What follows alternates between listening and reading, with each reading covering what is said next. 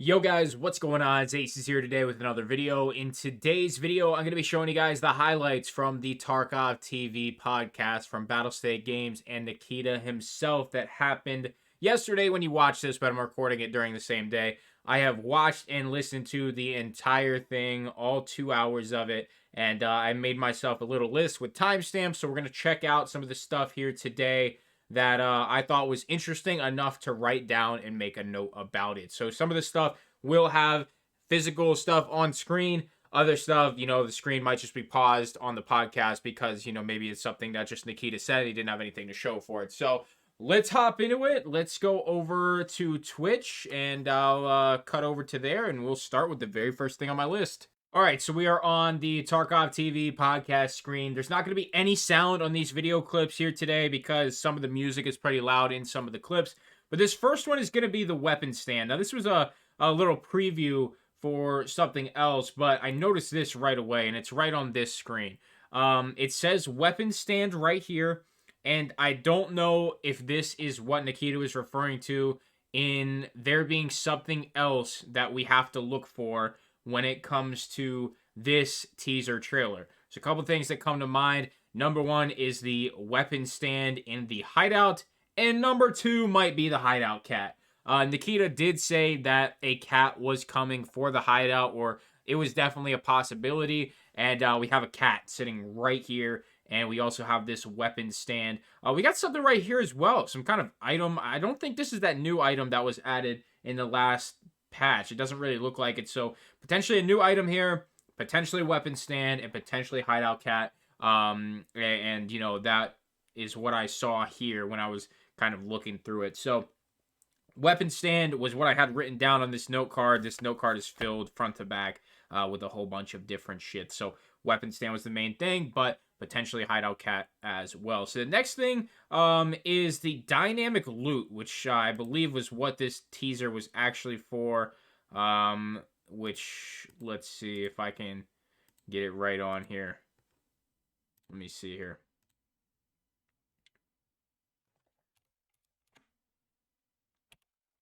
So we're on customs, we're going top 3 story, and the weapon crate that is usually here is gone. So apparently there's going to be dynamic loot boxes now. And basically they could be there, they might not be there. That's what I know right now. I thought that was interesting. I don't think it's going to make too much of a core difference when it comes to how maps will play out. Customs, for example, assuming both of the weapon crates are still right next to car repair in the building to the right of it. Are those boxes going to go away? I don't know.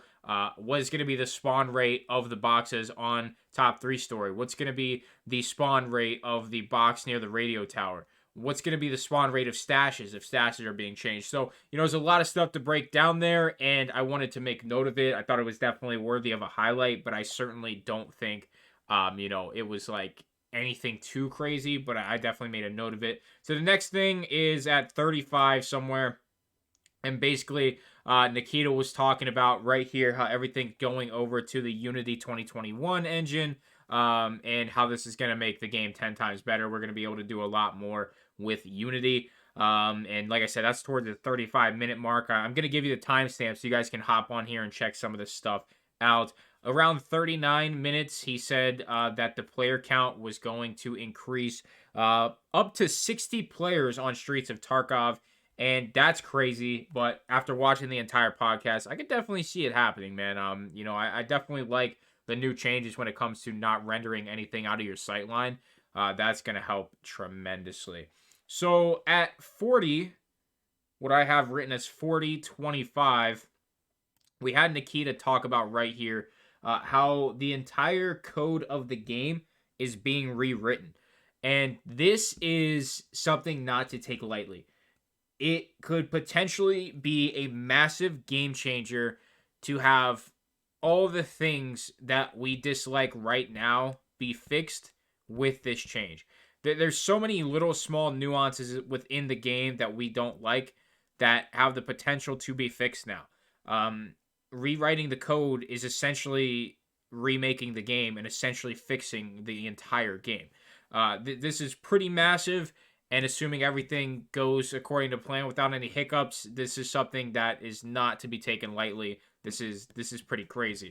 Now, at 4140 is what I have written down, but it's somewhere in here. I basically talk about Nikita made one comment about connecting to other players, and it was being connection based. And the first thing I thought of was skill based matchmaking, how they're prioritizing connection. And obviously, you play on your servers that you play on, east, west, and if you're somewhere in Asia, you play on certain regions of Asia, etc.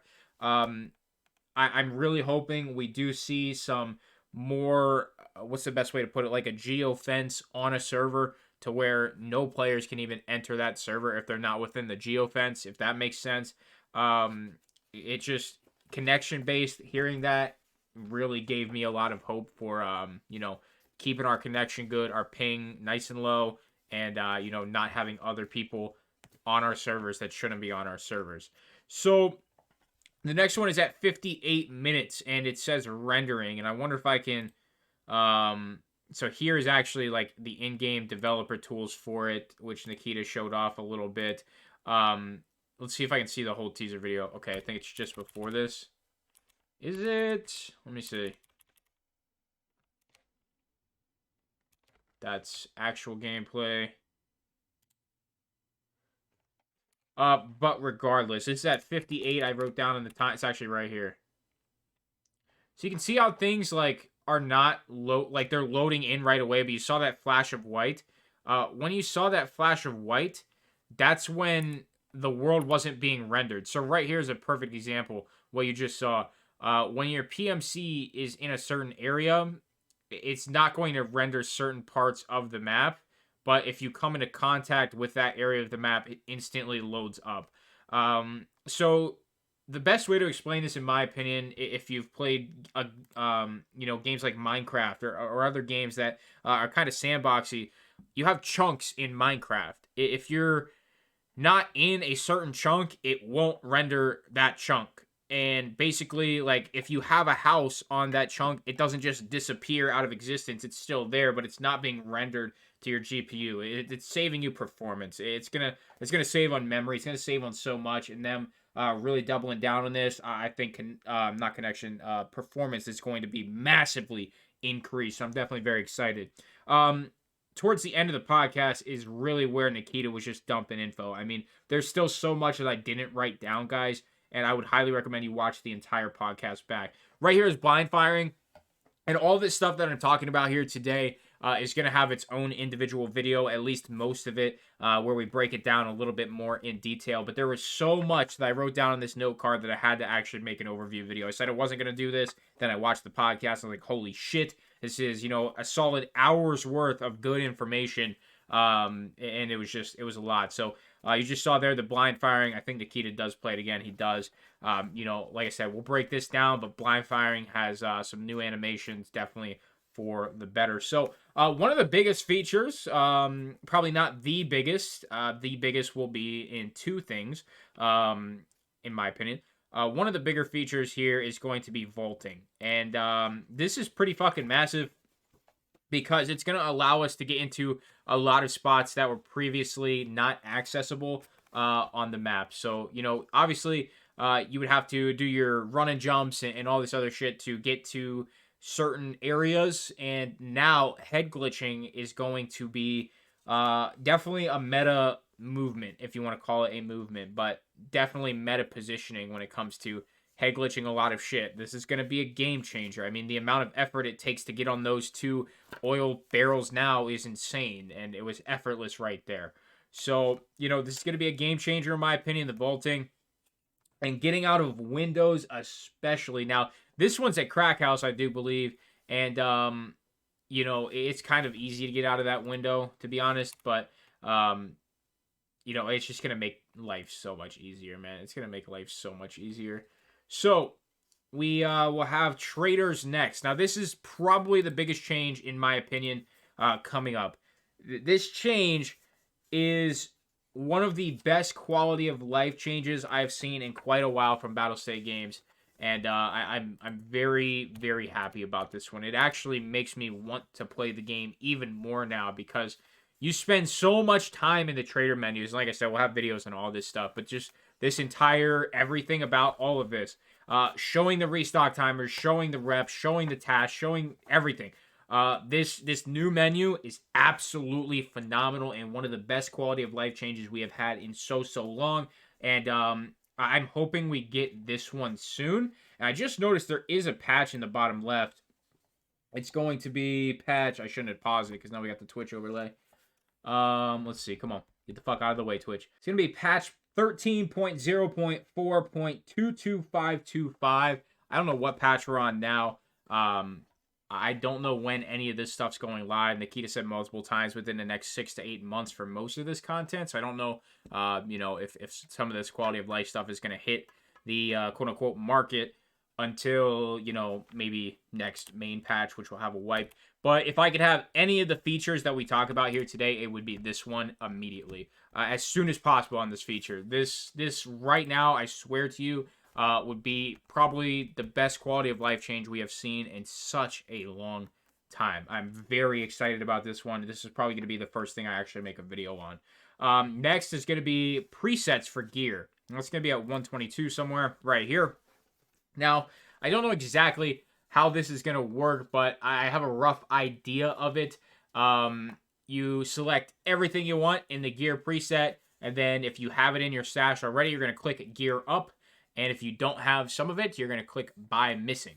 And I'm assuming that buy missing will purchase it from the traders first, and then you can go to the flea market, which is the tab here, and purchase the remainder.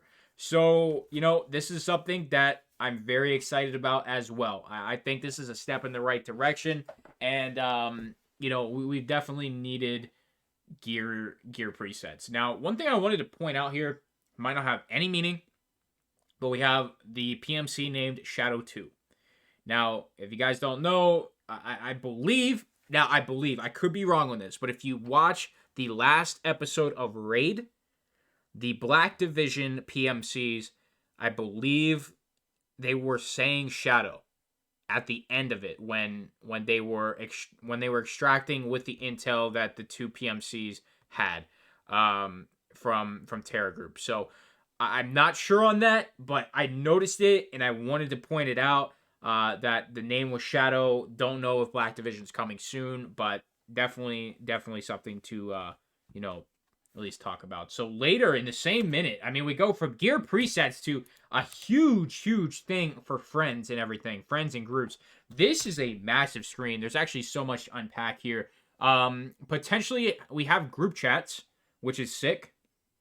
We have what I think this is our PMC level icon, but if there's a level icon, that could certainly open the door for prestiges, just saying, but it probably won't happen. Then we have our arena rank. This is actually going to be the rank in arena. I believe it starts at rank 1 and don't know what it'll go up to. Probably like 50 or something, but there is an arena rank. We have, what was the other thing I noticed? Oh, we have the arena in raid and we have EFT in raid, which I liked a lot. And that was pretty much what I saw here. I don't know what this S plus means. I don't know what that means. I don't know what this X in this green circle means. And we also have the ability to change ourselves to invisible, like an offline status, because obviously right now, I believe it does say you're online, offline, but I don't think you have the option to change your status. So that's really dope. And I might be missing something else here, but, for the most part, I think I covered a lot of the stuff here.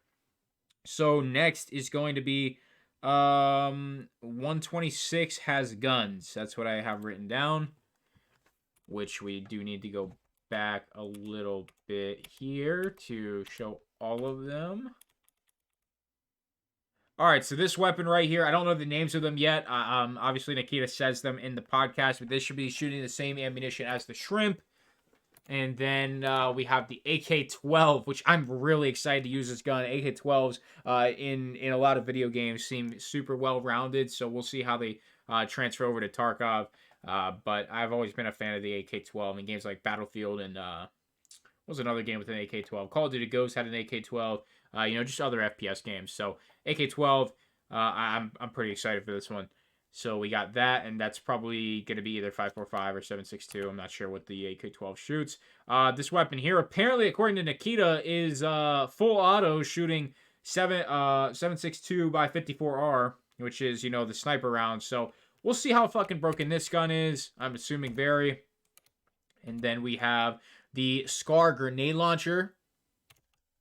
And then we have this weapon, which he said was a sniper rifle. Not sure what this is going to be shooting, but based on that magazine, it looks very similar to the first weapon. So I don't know if this is going to be shooting the shrimp ammunition or not, but it looks very similar to the first weapon. So I don't know if you can put attachments on that first weapon. Well, let me see here, actually.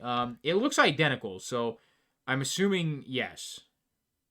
We got the 3 and the 1 and this shit looking like a waffle cone looking ass on the pistol grip. So let's see.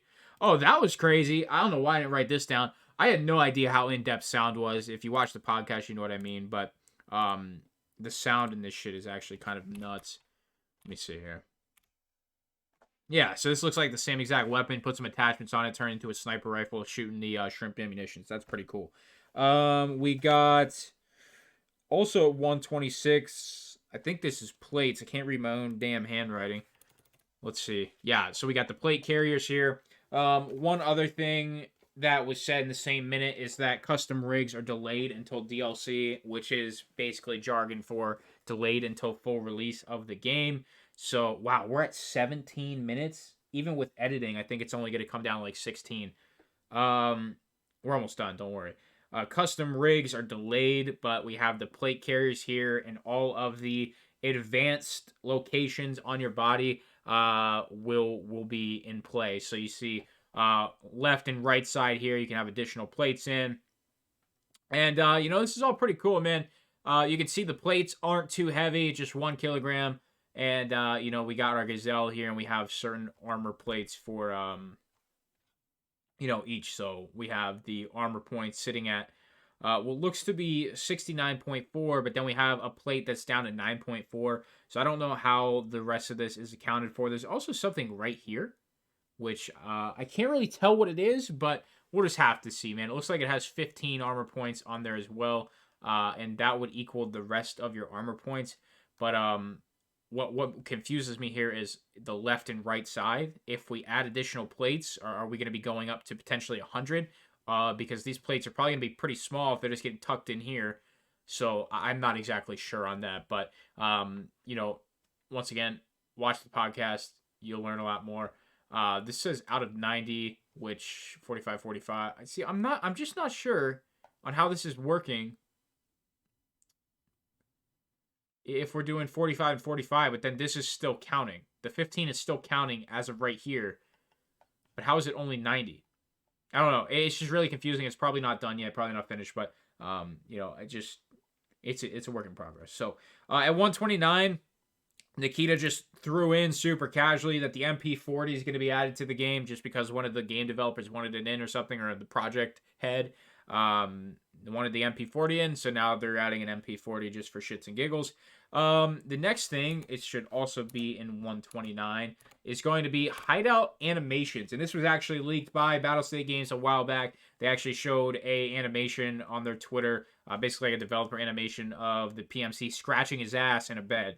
So in the bed sleep animation, you are going to see some ass scratching going on. But I want to compare this, and a lot of you might think this isn't a very big change, but this animation right here, I want to compare this to the first time we actually saw like a new animation. And it was when they added the animations to the looking for raid screen. When your PMC is standing there and moving and reloading and doing all these things while you're just waiting for a raid, I thought it was awesome. I actually really enjoyed it, and I think it was a great change just to not be looking at a blank screen the entire time, something happening on the screen. The animations are cool. I'm all for this change. You have one at the med station here, and Nikita had said that every single module will have its own unique animation. So we should be doing the bed right here. Like I said, during this animation, there will be some ass scratching going on, but that was not shown here in this little teaser video. Probably the next biggest thing that we have here, and the final thing for this video, is all the arena stuff, man. The arena stuff really does deserve its own video. This is just absolutely insane how much of the arena stuff they showed off. And, you know, I'm excited to show you guys some of it here. There's so much to unpack. We have the maps. Number one. And you know, there's just so much. You have the whole entire UI here to look at, which we kind of can't because of Twitch cutting it off. We have all these kits, pre-made kits to get for 50,000 rubles. And depending on the rewards for Arena, this is a game changer because some of the shit you can load in with is insane. You can see here, you know, in that kit, you're loading in with an Ash 12. There's a Vector kit. There's an AS Val and a Shrimp kit. Like, this is a kitted out Val, and you're getting it for 50 racks. Now, obviously, don't keep the gear. You just use it for Arena, but this is a game changer for people who don't like going into Tarkov raids with a whole lot of gear. And I can't believe that it's taken us this long to get Arena, because Arena is 100% going to revive Escape from Tarkov. We're going to have an entire video on Arena. It was planned yesterday to actually come out today, or I guess yesterday for you guys now, because this video is getting delayed until the morning, probably like 6:30 in the morning or something. Regardless, I already had full intentions of making an Arena video saying how it's going to save Tarkov. After seeing this, 100%, this is going to be a massive step in the right direction for Escape from Tarkov, and it's going to be a good step in the right direction for Battlestate Games to get an income increase, a nice revenue spike for them, to hopefully pour some of that cash into the start of Russia 2028. This entire podcast, it seemed like Tarkov was being rushed to get finished. Obviously, years ago, we heard Nikita say that, you know, we're looking to finish Tarkov around 2023, 2024 range. And, you know, if we put 4 years of development time into Russia 2028, which I think they'll release it in an alpha or beta way before that. But I'm thinking Russia 2028 could definitely be around, actually, 2028. And it seemed like Tarkov is being fairly rushed here. Obviously, there's going to be so much stuff that is, you know, awaiting DLCs and maps and features. But at the end of the day, man, Tarkov is going to be in release within the next 2 years. I'm 100% certain of that. By 2025, this game will be in, you know, obviously 1.0, if they want to call that that. But there's going to be a lot of content that actually gets scrapped and cut from the game. There's going to be a lot of content that does still make it in the game. But as of right now, you know, I think things are looking pretty damn good for the future. And, you know, the fact that it took us 23 minutes just to tell you all the stuff that I thought was a highlight should definitely tell you how much stuff was really in this podcast. And it's definitely worth taking the 2 hours to watch all of it. The beginning of it, the first like 15 minutes is just music and shit. There is the Chronicle of Rishi, episode 1 of season 2. That's towards the end. That's 8 minutes more you can take off. So there's about a solid hour and a half of content here for you to consume, and is worth every penny. All the promo codes from this podcast do not work, and they're expired. That's what I meant to say.